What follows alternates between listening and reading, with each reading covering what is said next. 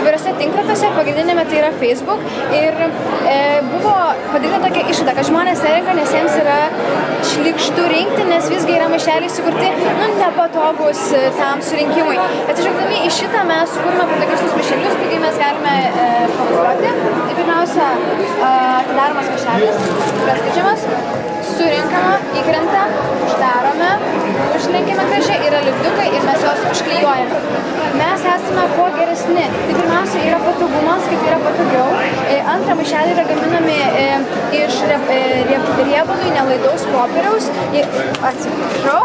Ir antra, mes pačios viską darome, nėra jokio broko.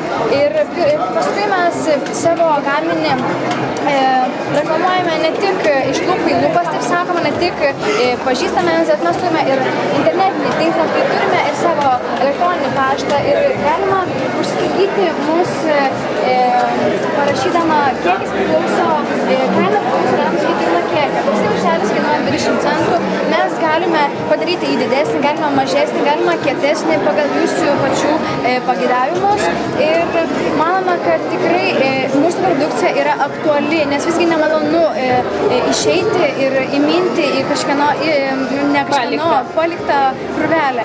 Ir dar vienas pliusas tai, kad mūsų maišeliai yra ekologiškesni, jie greičiau yra. Tai yra mūsų pagrindiniai pliusai, kodėl mes esame geresni.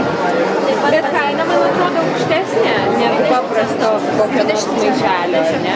Šiaip nelabai. Žmonės išgirdė, kad 20 centų, tai vienas maišelis kainuoja, jis sako, kad tai yra labai pigu. Jis įsivaizduoja, kad vienas maišelis kainuoja apie litą. Tokia žmonių nuomonė yra. Taip pat nesitikėjome, kad sulauksime tokio pasisekimo, nes šiuo metu Klaipėdoje steigiamas yra sūnų parkas ir jie mums užsakė kelis šimtus maišelių. O kaip jūs gaminate, pačios gaminate? Taip, maišeliai yra perkami, o šitas pagrindas, viskas yra klijuojama pačiom rankom. Tai yra va čia klijuojama. Ar ne per brangi tada savikaina gaunasi, jeigu rankom klijuoja? 10 centų.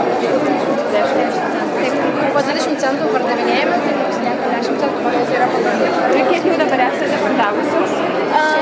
Šiandien pardavėm apie daugiau dabar. Ir daug žmonių susidomėjo ir nori pirkti didesniais kiekiais. Mes turime ir vizitinių kortelių ir sakė, tikrai jie mums parašys, galima pasiūlymų ir įdomių tikrai.